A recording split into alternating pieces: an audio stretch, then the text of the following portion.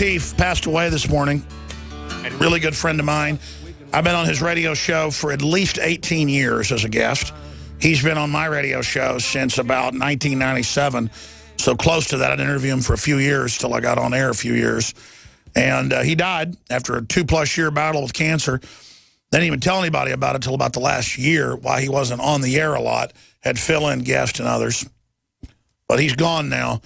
And all I can say is he was a very classy person, and the amount of intel he put out and how much information went out like ripples from the water when you throw a rock into it from him is mind-blowing. And it makes me feel so humble about the position we have that reaches even more people every day, standing on his shoulders, the shoulders of giants. That's why I don't want to be thanked, because I think of how much better job I should be doing with this type of firepower in our hands, at our disposal. Infowars.com, prisonplanet.com, the nightly news, this radio show. We've all got to realize how epic this fight is. And I'm talking to my reporters, I'm talking to the crew, everybody, myself included, and realize we shouldn't take this for granted. We shouldn't imagine that any of us will be here tomorrow, that InfoWars will be here next month. InfoWars has never been bigger, never been stronger, never been more successful, but never had more enemies, never had more dirty tricks, never had more enemies coming out of the woodwork, like roaches at midnight in an old restaurant. Because the enemy is making their move. Mordor is launching their attack. This is just the beginning.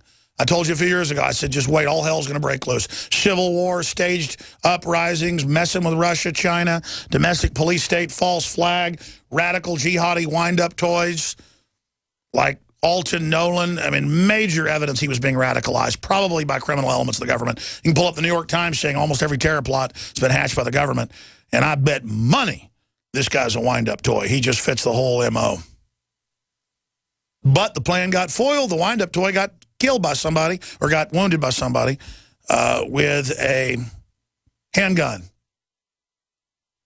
There it is. Terrorist plots hatched by the FBI, New York Times. It goes on to say almost all of them. They go out and find mentally ill people, wind them up. Turns out a lot of the Islamist mosque leaders are allowed to say all this stuff in England and here, call for violence. They're being funded and allowed to radicalize, not to even track people back to their home countries. No, they're being armed over there, but as a destabilization force. Look, the border is wide open. So I want to be clear, this threat is real, but it's like dumping a bunch of black widows in your neighbor's bed. Did you order the black widows to be the most venomous spider in North America? Did you order the black widows to bite them? No, you just put them in the bed. So you are an accomplice because of the premeditation of it. And it's par for the course that you don't get promoted in these agencies unless you go out and do these things. And then the argument's, well, it gets us the funding to fight real threats. It's a simulant. Now, I don't think it was simulated that the lady's head getting chopped off. Now, again, we can't prove that yet, but this Facebook and him operating and everything else, and the fact that they could get him to do this in 6 months, I've said this over and over again, hypothetically, I would never do it. I could go out and find schizophrenic or mentally ill or borderline personality disorder people, tell them what they want to hear, mentally ill, you name it, and I mean, in a matter of days, I could have them do whatever I wanted. And that's what the government does. And it's despicable. It's truly despicable. And see, this starts the whole narrative. Oh, my gosh, the Muslim terrorists are hiding everywhere. Give up all your liberties. Here is the intro to, in about a little 9-minute speech. Dr. Monteith was there to hear me speak a few years ago in Santa Cruz to the listeners of KSCO. Michael Zwirling's fine group of stations. He has a few stations there.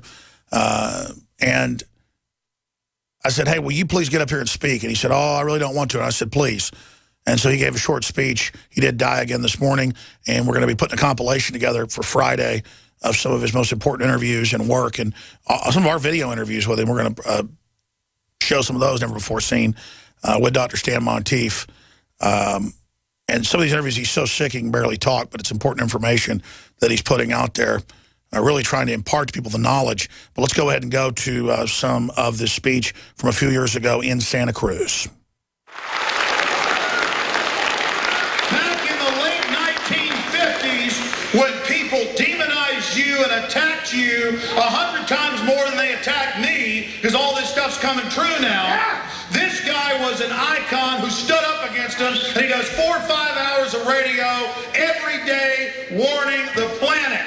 And so I wanted, I know most of you know him, but I came to here, not just you, and not just to give a speech, but to talk to Dr. Stan Monteith. So I wanted to spend 15, 20 minutes crystallizing the fact that he's seen this huge awakening and where society's going, and for us to count the cost and decide which side of this equation we're on. Liberty or tyranny?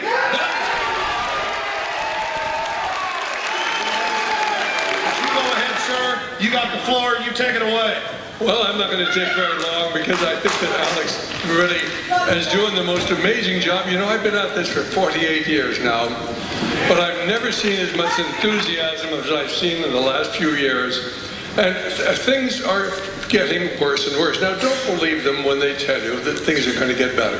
That the housing market's going to stabilize? No, it's not. The housing market's going to continue to fall, and more people are going to continue losing their homes. They tell you that the jobs are coming back.